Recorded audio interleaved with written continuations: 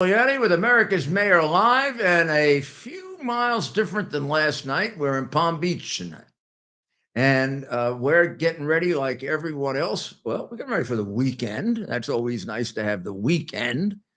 Gosh, you can't stay away from politics too long. We're getting ready for Monday, right? The big primary on Monday. They may get snowed out. Sorry, I have my New Hampshire fan here. It is the first in the nation caucus, the first in the nation primary, which is much more similar to an election, is in New Hampshire, which will be a week from Tuesday. But on Monday, they do have the caucus, or they may have the caucus. The snow is ridiculous. It's something like, I thought I heard them say it was 15 degrees today. Now, Monday, it's predicted, I don't believe this, 18 degrees below zero. Now, that can't be all of Oregon. That has to be a part of Oregon. Iowa. And it's supposed to be like a wind chill factor. I think they said 40 below. So here's the thing. It's going to be exactly how loyal the Trump MAGA people really are. They are said to, remember that it was said that they would vote for him if he kills someone on Fifth Avenue or whatever. The question is, will they vote for him and put at risk their lives by virtue of leaving their home? And the question is, they will.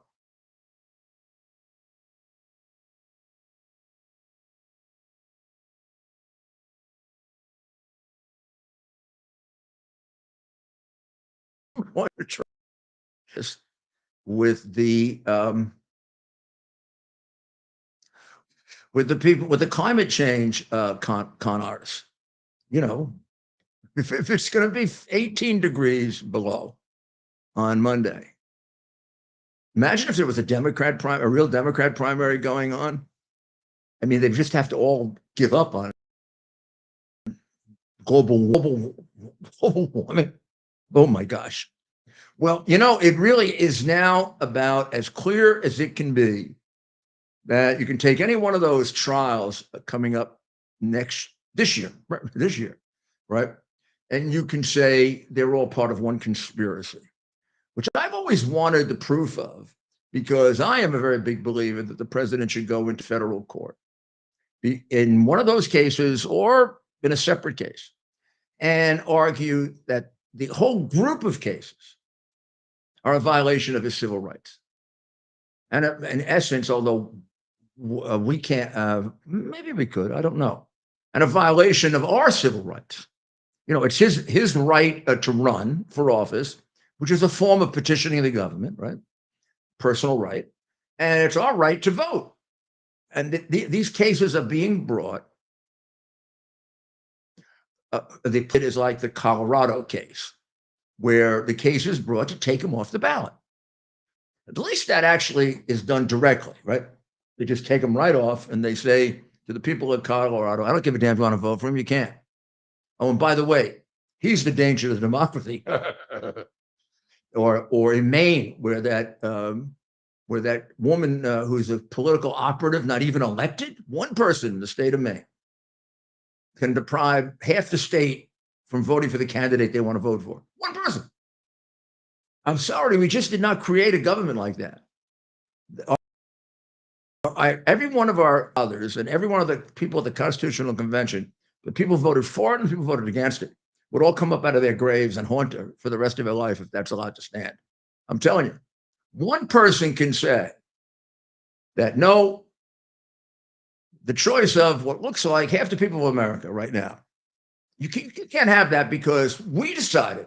No, not we. I decided he was involved in an insurrection that no one's charged or proven to anyone anywhere. Do you have to be on a Supreme Court to realize that is so unconstitutional, even argued? And frightening, actually. So, but they're all one. The Colorado case is the same as Bragg's case in New York. It's the same as Fanny and her boyfriend in Georgia. It's the same as the two Smith the Hitman cases, the one in DC and one in Florida.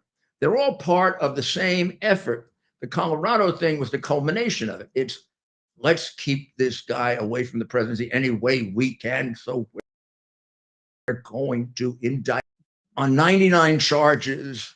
We're going to get every stinking rotten Democratic crooked prosecutor who's willing to prostitute themselves to do it for us. And they got a bunch of bums to do it, right? They have Smith, who's been, we've been told by the Supreme Court, and Garland, of course, wanted an ethical prosecution, so he picks him. You don't pick Smith if you want a honest, fair prosecution, not if you read his record. Fannie we'll talk about in a little while. I don't think much of a problem explaining that one to you. And I'm an expert on Bragg. Bragg is a creature of George Soros. Bragg has virtually, I can't tell you how many people in my city are murdered as a result of Bragg, and a lot more beaten, robbed, stores ruined, stores fleeing New York. A man who ran because he's safer there than the city where George Bragg is the DA. He is a creature bought and paid for by George Soros. And the case is idiotic. So are each one of these cases. Now, here's where the Fannie one puts the cream on the bow around the conspiracy. People will say, well, there's 4 different cases. Okay, well, you can take the 2 Washington cases and you can say they're part of a conspiracy because they're the same guy, Smith. They're Biden's crooked AG who jumps every time. When Biden was unhappy with the pace of the J6 cases, Garland probably peed in his pants and he went crazy. And now they've indicted 1,000 people. 1,000 people. They spent more money on January 6th than any investigation in American history. They spent more money on that than the commission case of the mafia. I mean, which I did. Or how about the cases involving the Sicilian mafia, and my God, I can go on and on. But in any event, so you take the 2 Washington cases, they're connected together, no problem. Connect the other 2. Well, Bragg will just join because he is a creature of the number 1 fundraiser of the Democratic Party, the number 1 fundraiser for Biden, the number for Antifa and Black Lives Matter. I mean, he's gonna go along with any effort to take Trump out. And now, what do we see with this 4th case, which is hanging out there? Fannie brings the case by herself. Looks like a jerky case. It's a case involving him, in essence, complaining about being cheated in Georgia, and his lawyers representing him and arguing the same things. You're not allowed to do that in America, and lawyers can't represent you. I mean, I'm being indicted in that for. I scratch my head. How? Where's there's no crime. There's no crime in any of those cases. They're all made up. They're statutes that are there that are given a George Orwell type interpretation. But how do they all get connected together? Well, Fannie, to make sure wasn't content on having a competent prosecutor handling it. She went and hired a boyfriend. And she also saw a great way for them to make money. You got to remember, what have I always told you about Atlanta and Fulton County? I said the Democrats did the cheating in their crooked cities, right? Detroit, right? Want to keep going? Atlanta. This place stinks to high heaven. So this is not this is not a shocking situation to Atlanta or to Georgia. I'm sure the governor isn't shocked. The governor shouldn't be shocked. You'd be shocked if you knew about the governor. So what she does is, and here are the irregularities in the case. She has 2 grand juries instead of 1. Mm-hmm. Every case in the world has one grand jury. She has two. A little more money that way, given her plan. The first grand jury can't indict. So what do you have it for? So you can generate $600,000 to $700,000 for your boyfriend, and he can kick it back to you in the way of wonderful vacations over a 2-year period, where you end up going on two. I mean, this is like exceeds the pig factor. How about one vacation a year? Caribbean, another cruise, Caribbean no cruise, and three other love spots. And off they go with your money. And maybe, as Congressman Jordan wants to find out, federal money. Stealing it. Huh? Stealing it. That's stealing. And there's a federal statute right on point that people have been prosecuted for a lot. And I don't think Fannie and Nathan are Hunter Biden. I don't think they get away with it for 5 years. Now, you want a prediction? I think their case is going down the drain, and I think they're going to jail. Interesting, huh? But everything should go down. The whole thing should go down. That case should be dismissed. She ended up giving him $700,000. She ended up putting in a phony prosecutor. She ended up actually never getting him approved by the court, never getting approved by the panel that approves special prosecutors. I wonder why. And she went down, by the way, to Washington, which was all the campaign contributions she got from Democrats all over the country. So that one's got to go. And with it, I mean, they're all connected together. The whole thing falls down because the whole thing is now obvious that what this is. These are not criminal charges. They never have been. The same as the Colorado situation. Exactly the same, no different. And you've got the Florida case where documents are moved around Mar-a-Lago. None of them leave. We have all the documents. None of them got in the hands of the Chinese. Meanwhile, we got Biden stealing them from the Senate and putting them in places where they are easily accessible to his paymaster, the Red Chinese. And he's already been told he's not being prosecuted. How can you sustain a prosecution of Trump and say that that isn't a violation of constitutional rights? Insane.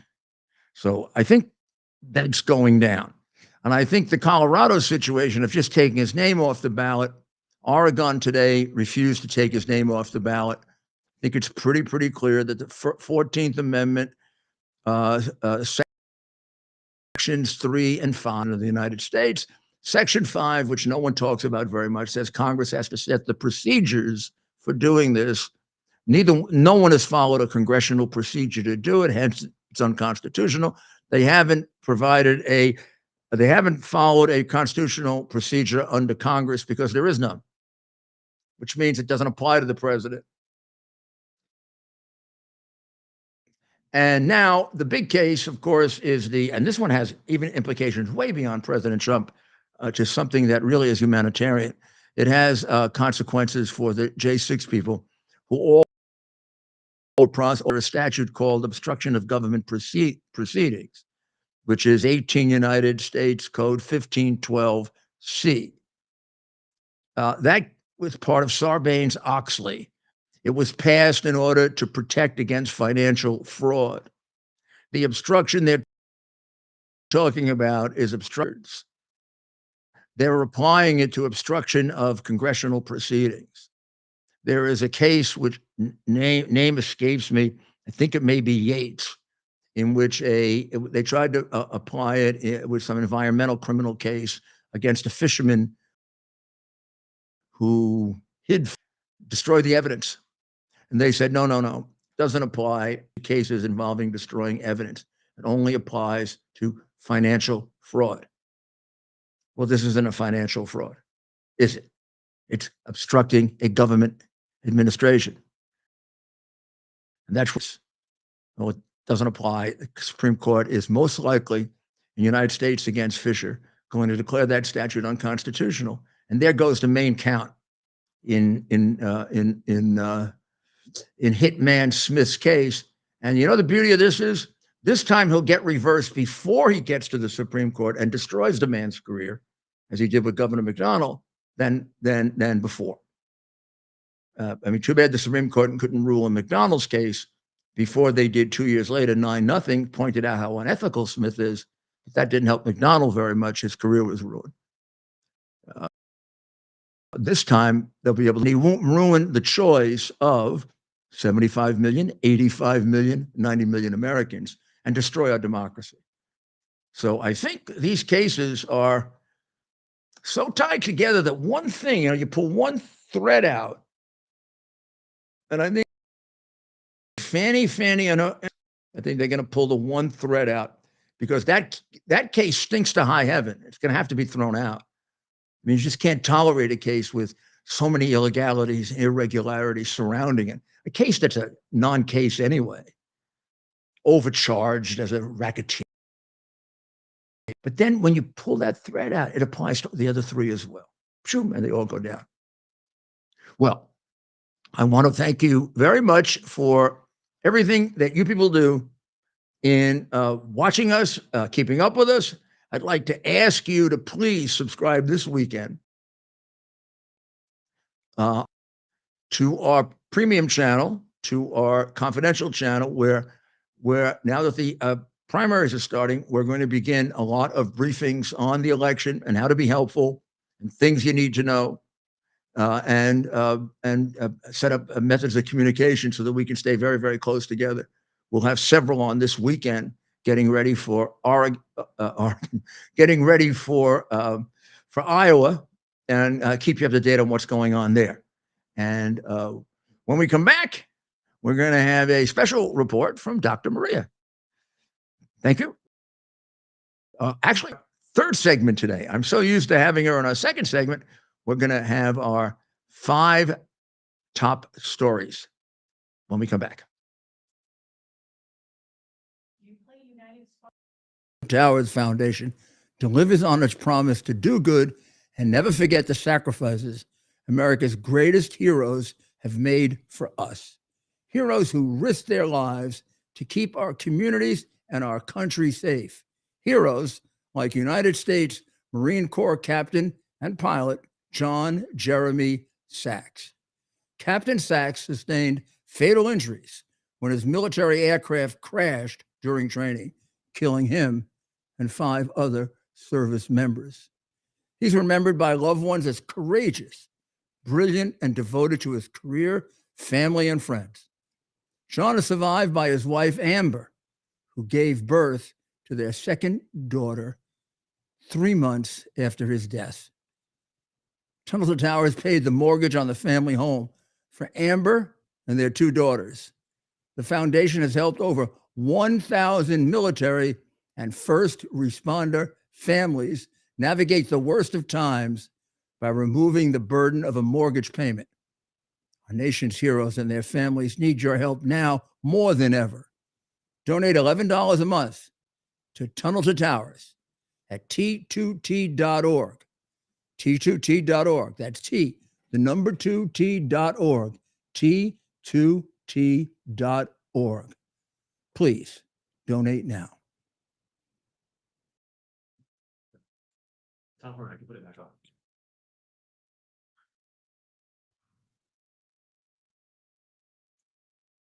Okay, let me try to get to that. Well, thank you very much, and welcome back. So let's go through the 5 stories that that we think might not be emphasized enough or need further emphasis. One of them is the disclosures that have been coming all week that started with Director Ray about how he's never seen more terrorist threats than now, that there were red lights going on all over the place. There's now a warning that Hezbollah has sufficient resources within the United States to attack us. And then there is an article today by Senator Kennedy from Louisiana outlining his concerns about the the record number of terrorist interceptions that were done this year. at the border, which always indicates that that many more got out.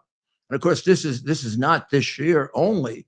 This has started the day that Biden came into office. We began not knowing who the hell's coming in.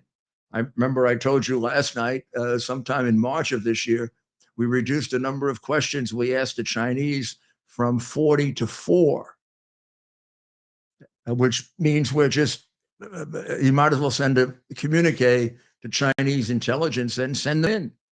Our friend Joe is just letting them through without any scrutiny. So I hope that in our American cities and in our states and local places, we're re-upping and preparing our anti-terrorism organizations and the way in which we do that. Texas has taken a really bold step on the very, very controversially used Eagle Pass entry in Texas. The Texas Rangers have taken over.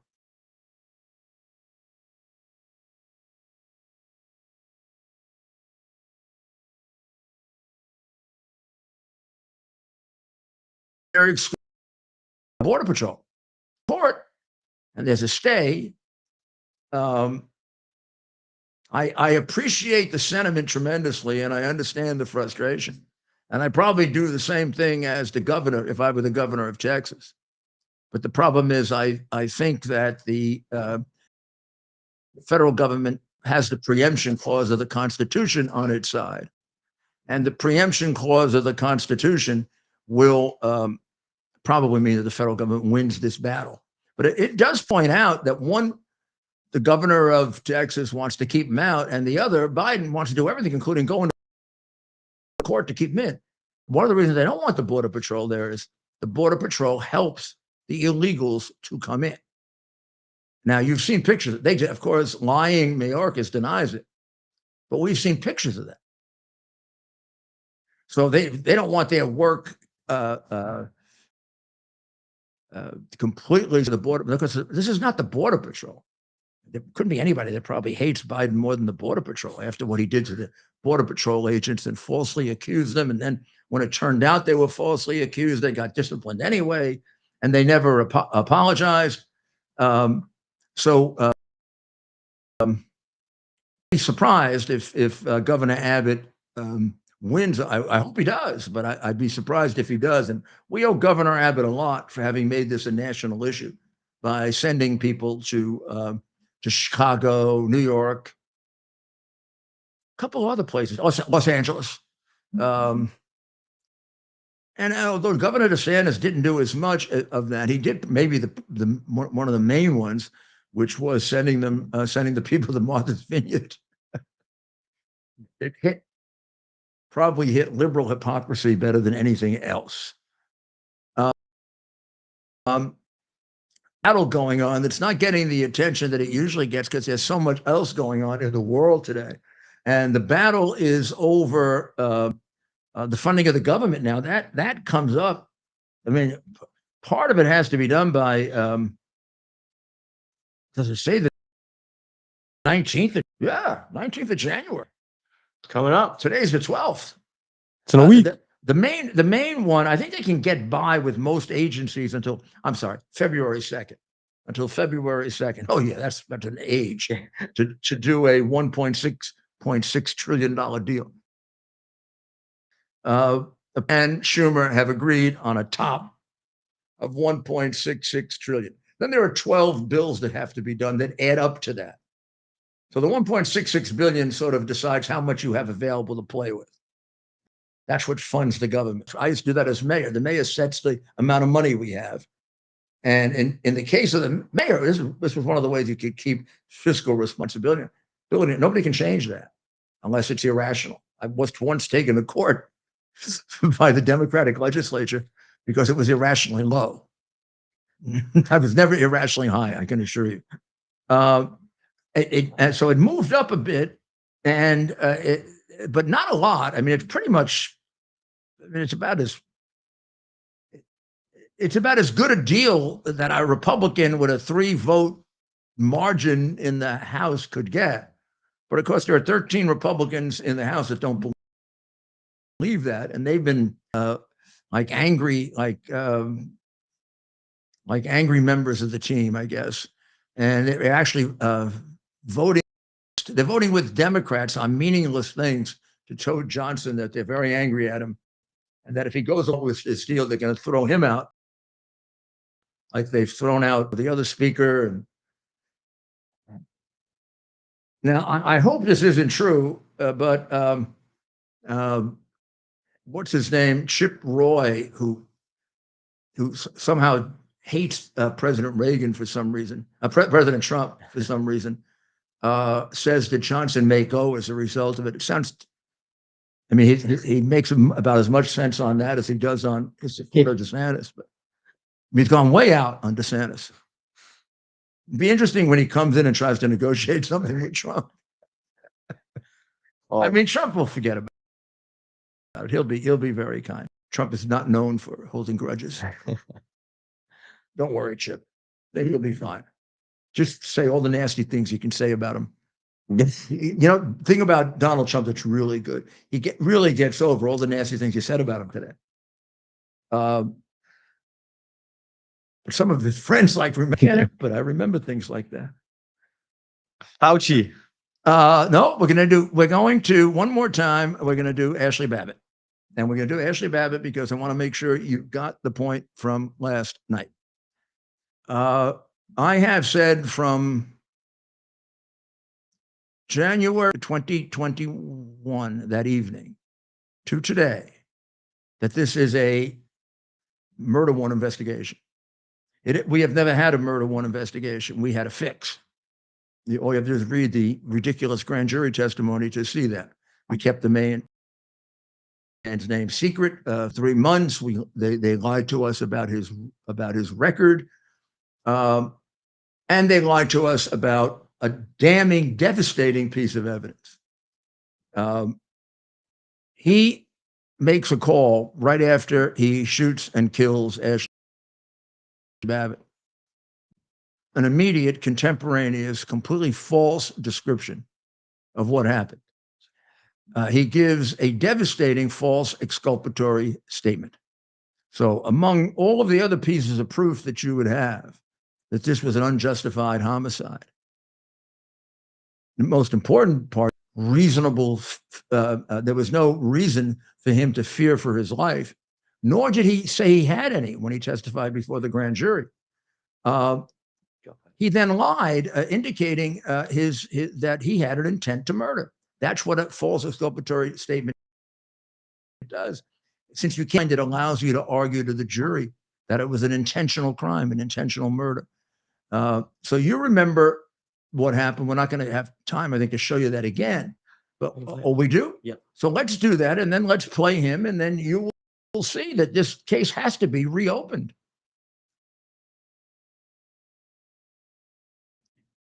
I got shot fired in the lobby. We got shot fired in the lobby of the House chamber. I put those down it up, and it went over. It's 55 I can do. And I'm going to go on.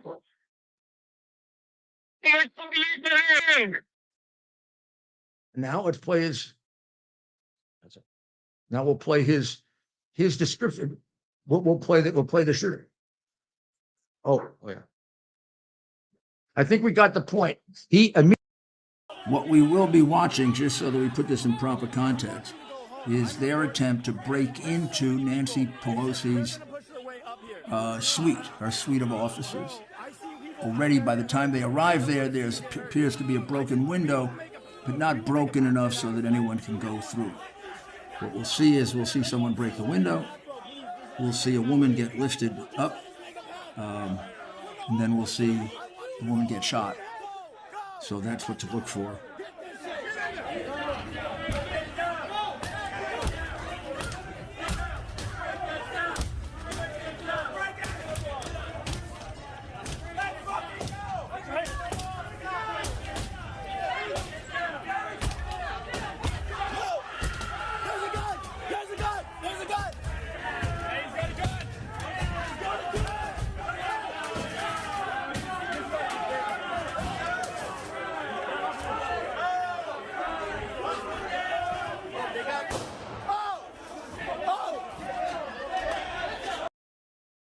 Well, as you can see, there was a shot fired. There were no shots fired. There was no commotion going on except him. And it was a cover for his kind of excuse he was offering, never realizing, first of all, he probably didn't realize he was on tape. And number two, hoping that things were chaotic enough that he'd be able to get away with it. And it would be a lot better than having to admit that he just shot her in cold blood, right? Certainly warrants reopening an investigation that never answered the question, where is the evidence of any reason to believe he was going to die? And now it's compounded by the fact that he lied afterwards to cover up the crime he knew he committed. That's how a false exculpatory statement. Finally, over the weekend, in addition to getting ready for the proceedings in Iowa and the storm in Iowa, there's a big election far, far away in Taiwan, the island that, of course, could spark a world war, right?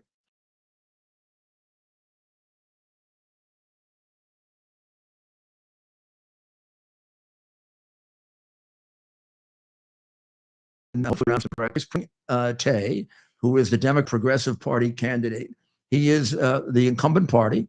He is the party that it represents the most hostile and the strongest opposition to, and the greatest affiliation with the United States.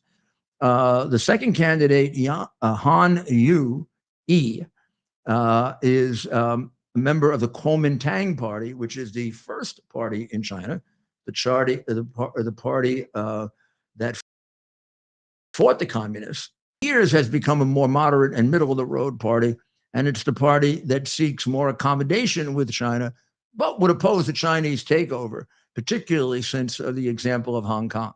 And then Ko Wen-ji, who is a part of an independent party and running quite well, even though he's an independent. And it's in the order I said right now. The polls are in the order I said right now.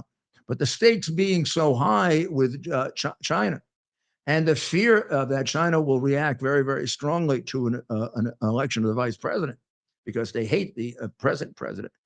It's gonna be a measure of the determination of the people of Taiwan. And I bring it to you because the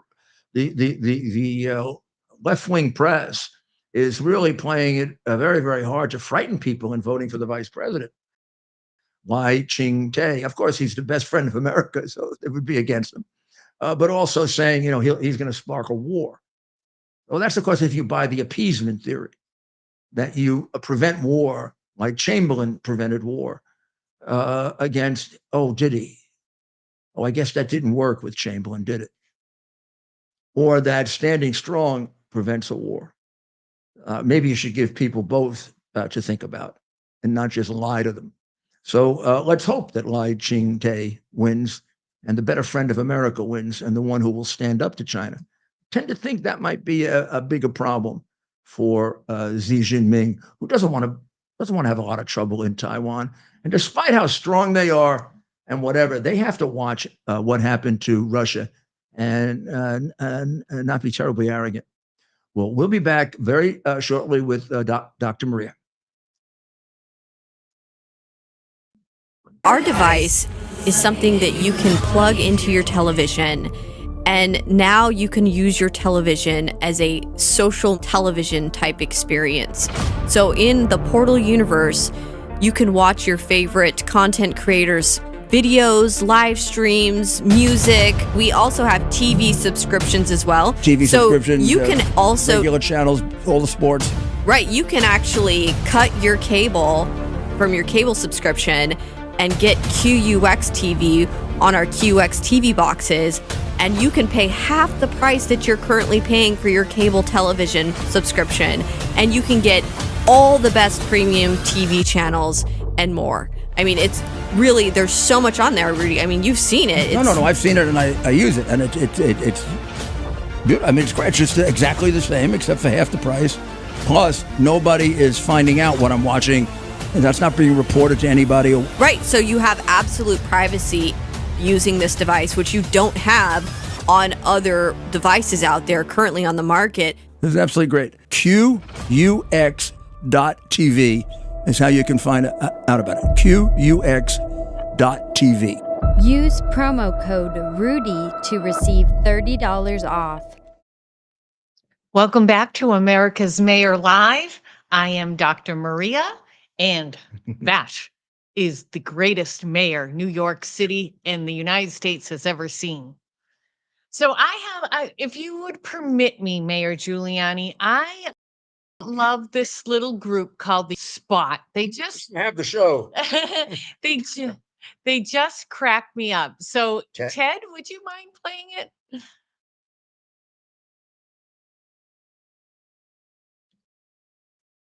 For dressing up, bro.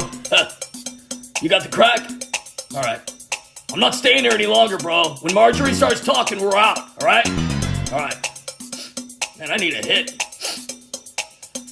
I sent a crack rock, the hunter to the Biden. I smoke lots of crack and I won't stop smoking cause my laptop is leaking, but up jumps my daddy, he's a pedo of America's seed. Now the videos you see are all fake news and crack pipes won't burn your teeth. Cause Google, the news, and Pedo Peter are gonna make sure you all don't see that my name's Hunter, man, and I really do like blow.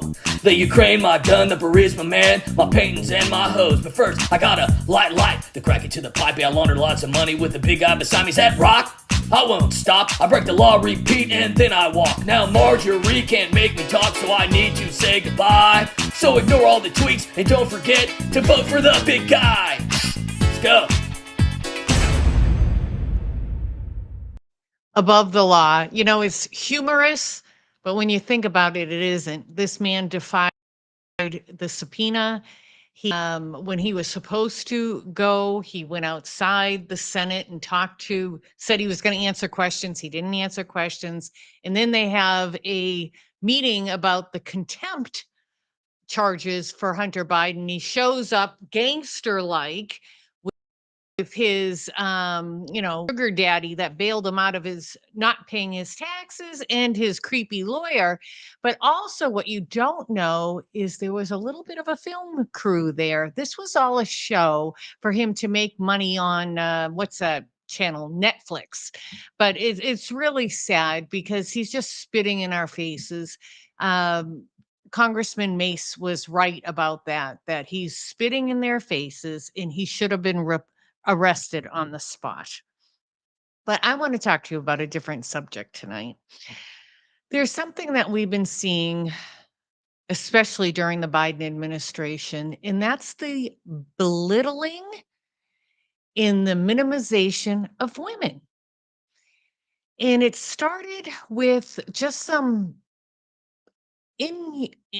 this gender dysmorphia, hiring Rachel Levine as commander, as in charge of our Health and Human Services, and it's a man, but goes by Rachel Levine, and he said that gender affirming care, everybody knows it's the right thing to do, even for minors.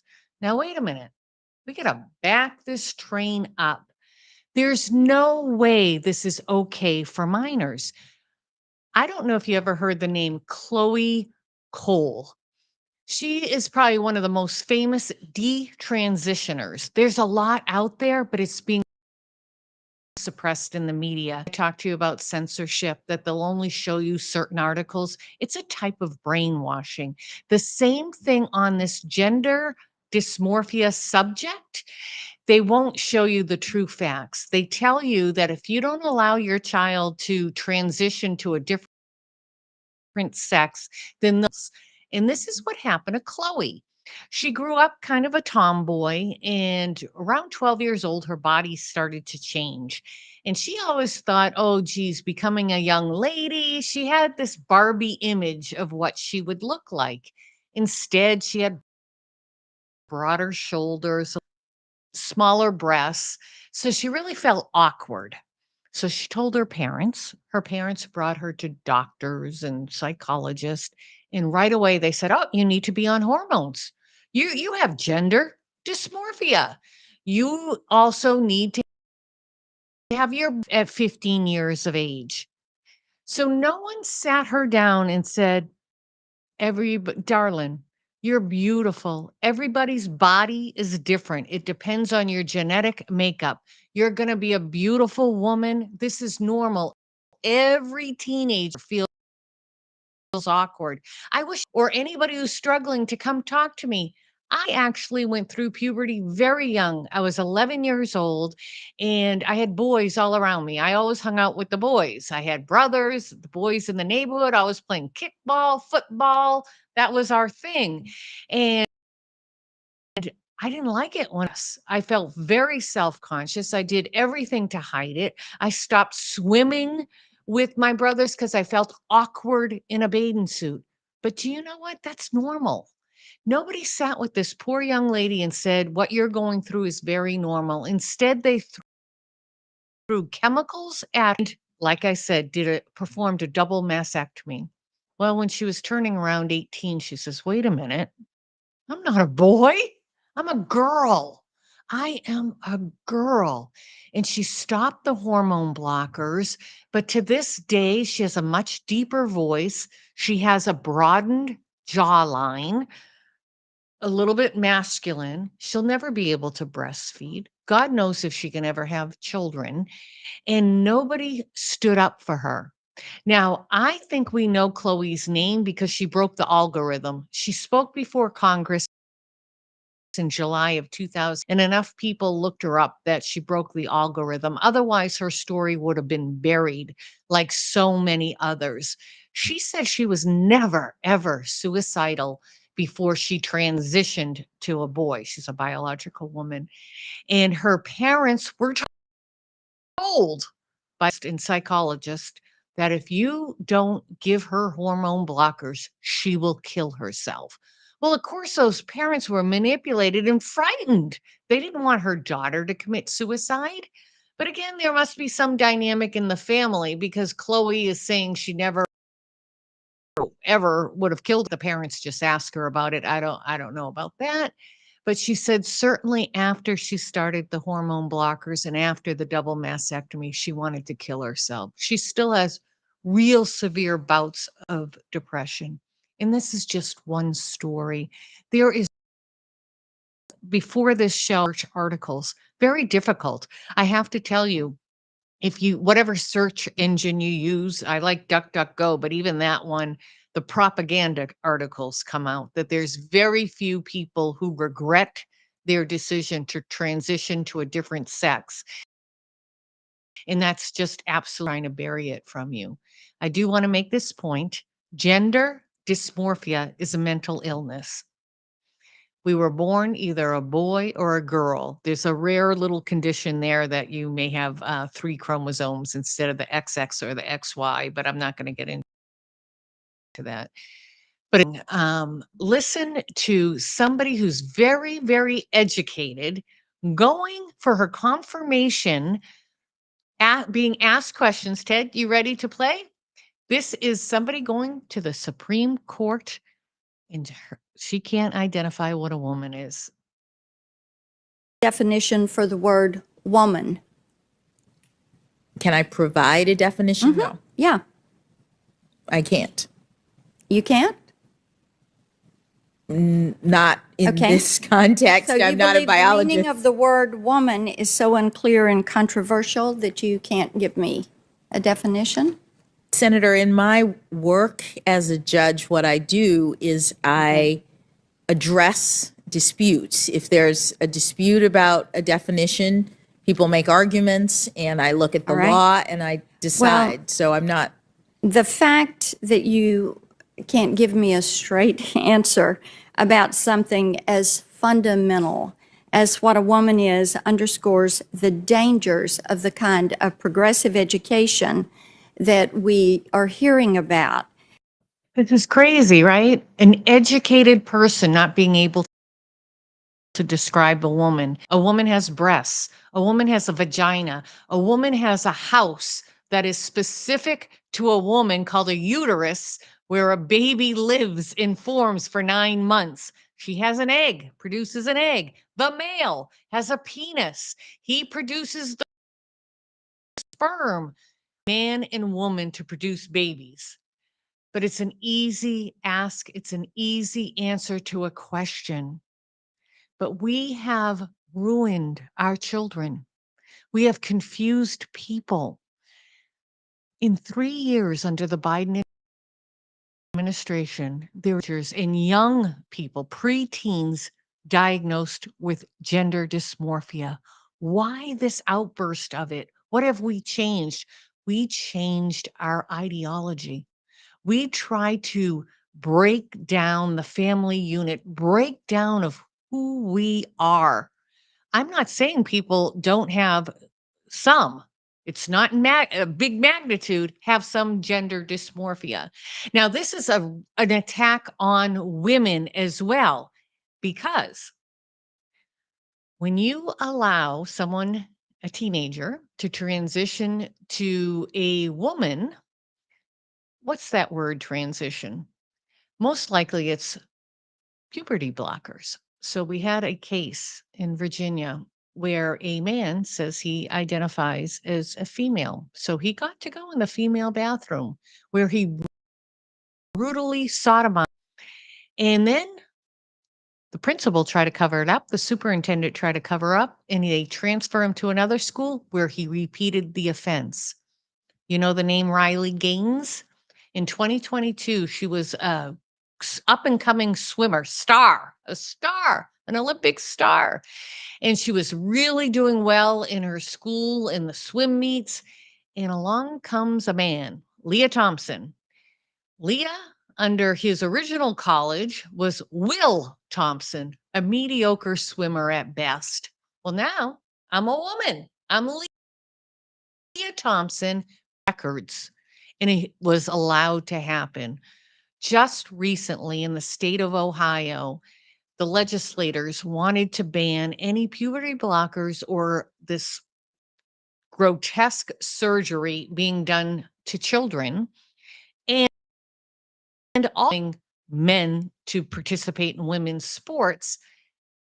What does Governor DeWine do? He vetoes it.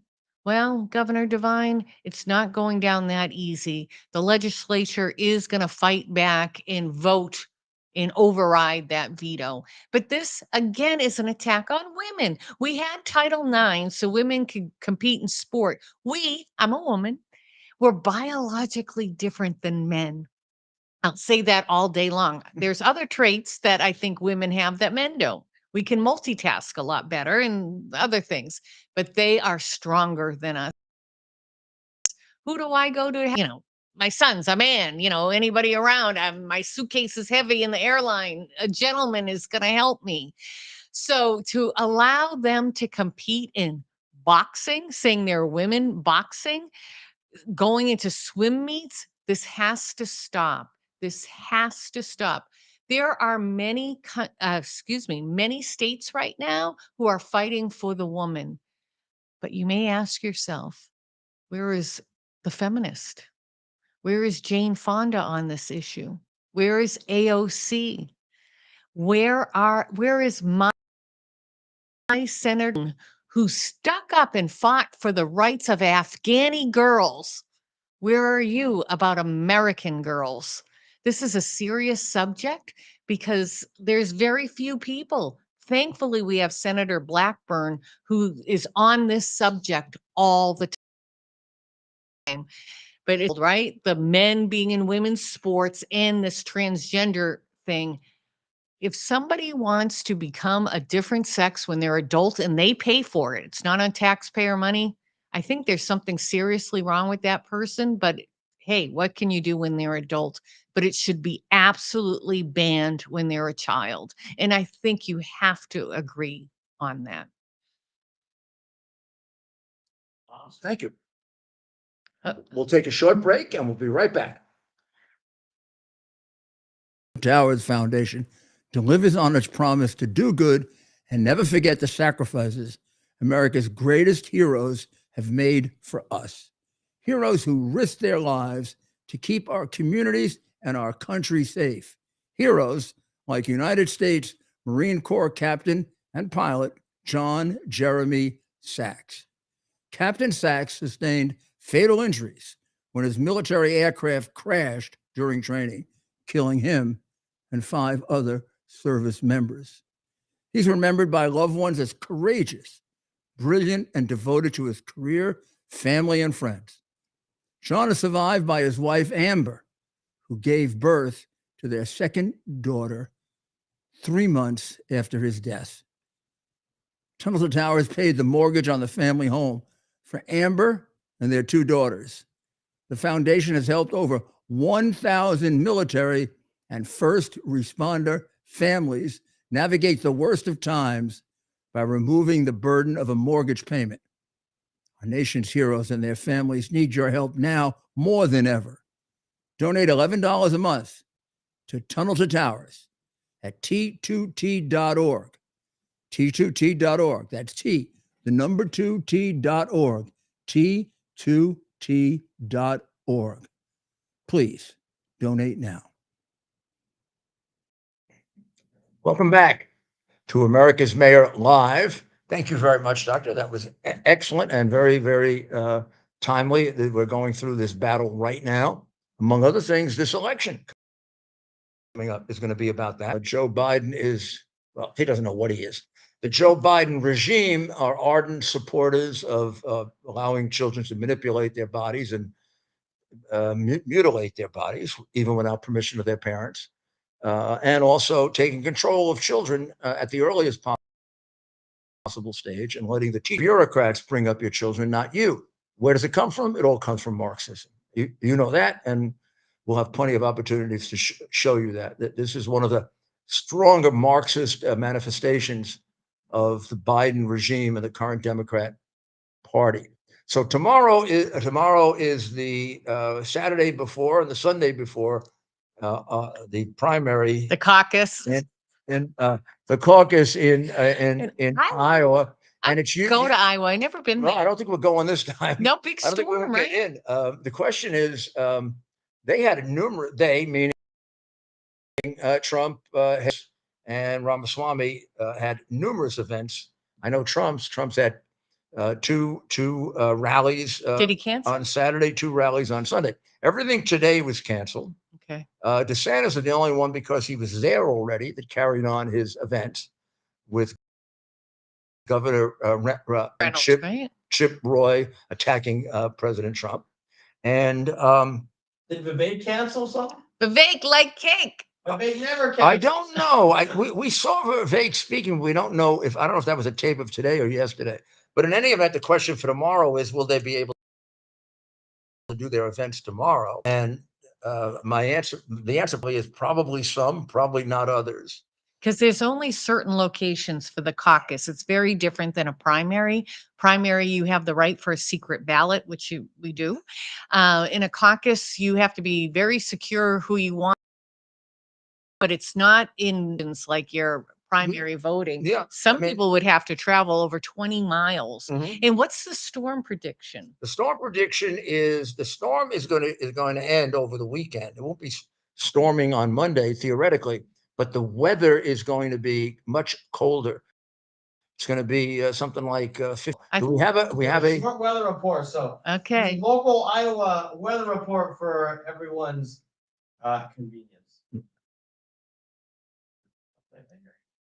Eric Hansen. All morning. It is bad now. The roads, the visibility is bad, but Storm Team 8 meteorologist Trey Fulbright says the worst may be yet to come. Eric, the system itself continues to strengthen here. We want to start out with some of our sky cams, and we're going to show you Boone and Ames because there's a pretty significant snow band setting up over those locations, and you can see the reduced visibility there out at Scenic Valley Railroad and Boone. The temperature is 12, wind out of the north at 29 miles per hour, wind chill of 9 below. This is Ames, Highway 30 at University south of Iowa State. Heavy snow falling in that location. This part of the freeway is a little bit better, but that's not going to be the case for all locations. We've got a couple of new snowfall reports coming in now. Albia and National Weather Service in Johnston reporting 4 inches. Okay, let's only get 6 more minutes. At the airport, 2.2, and Fort Dodge, and that's generally Fort Dodge, and that's. Well, I mean, the state is a very big state, so that's pretty much central part of the state. It goes north, south, east. It's a big state, if you recall. And but mainly it's going to be freezing conditions throughout the state. The effect will be mostly in the rural areas in terms of the difficulty of getting to the caucus place. On the other hand, it's only a percentage of the voters that caucus. It's the most. So I think there'll be a drop in turnout, but it would be less than a drop in a general election. Mm, Because in a general election, you lose your fair weather voter. yeah. There aren't too many fair weather caucus goers. The caucus goers are going to go there for 4 hours. So these are pretty. Yeah, you have to dedicate your. And this will be a test of how dedicated your people are. Trump's people tend to be usually the most enthusiastic by far. On the other hand, he does get a big rural vote. And to the extent that Haley's been running as a faux Democrat,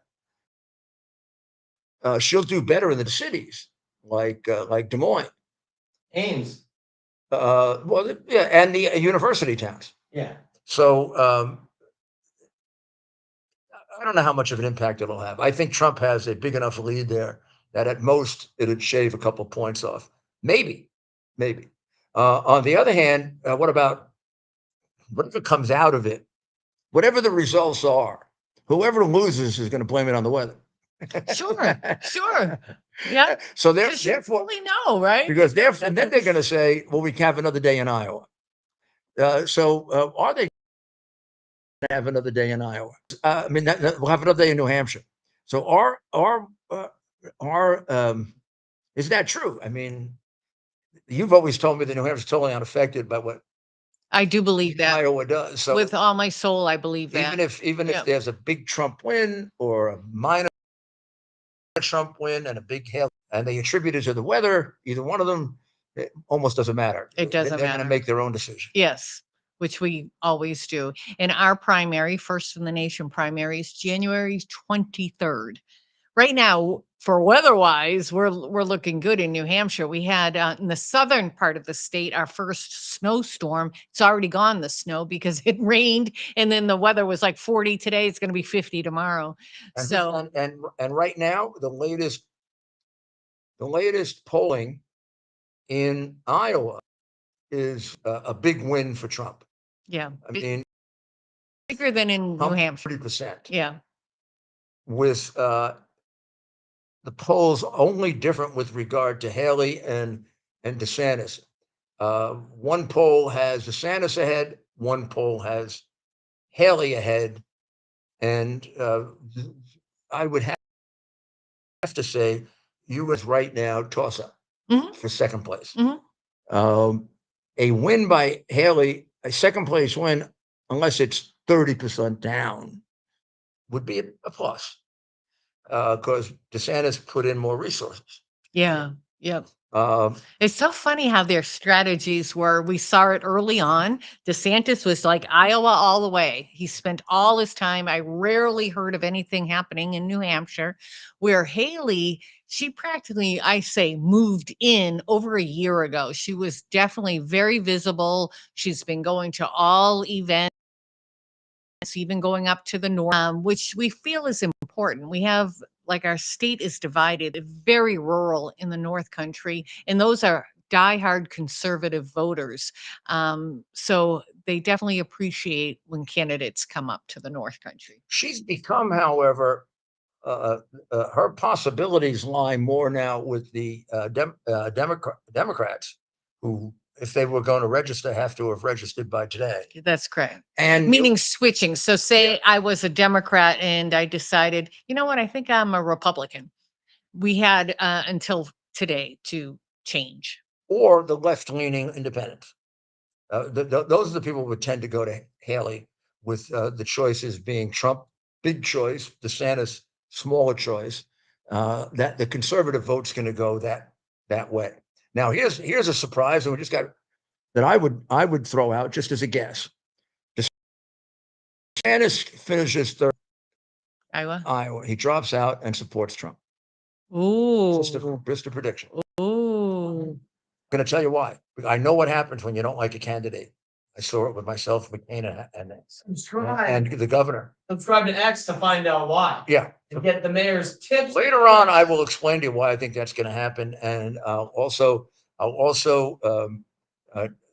give you a little more information about the election. So we ran out of time, so please subscribe. I still want to ask the mayor how he thinks Vivek Ramaswamy will do, and I want to know what would you advise these candidates to do in the final 48-hour sprint in the caucus? But you'll have to tune in. I have a great, actually, I have a great idea, but maybe I'll only give it to Trump.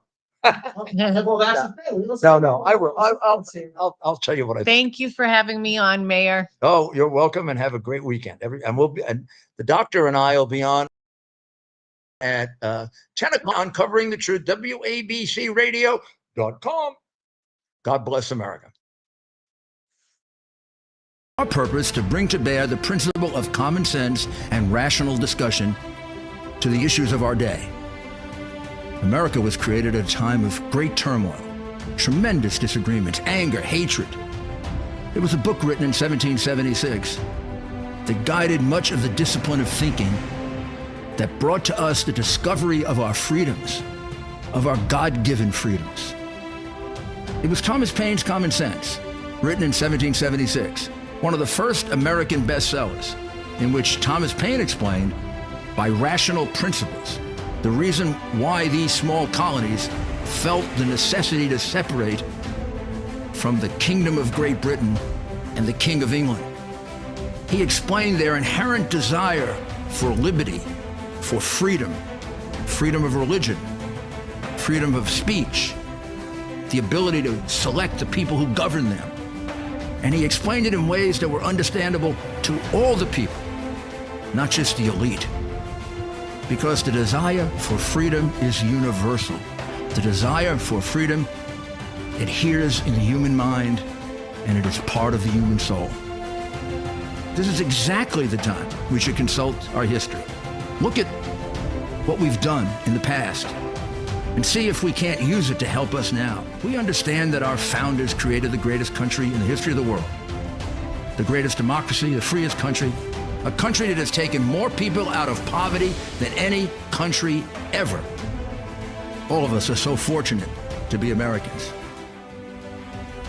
But a great deal of the reason for America's constant ability to self-improve is because we're able to reason, we're able to talk, we're able to analyze. We are able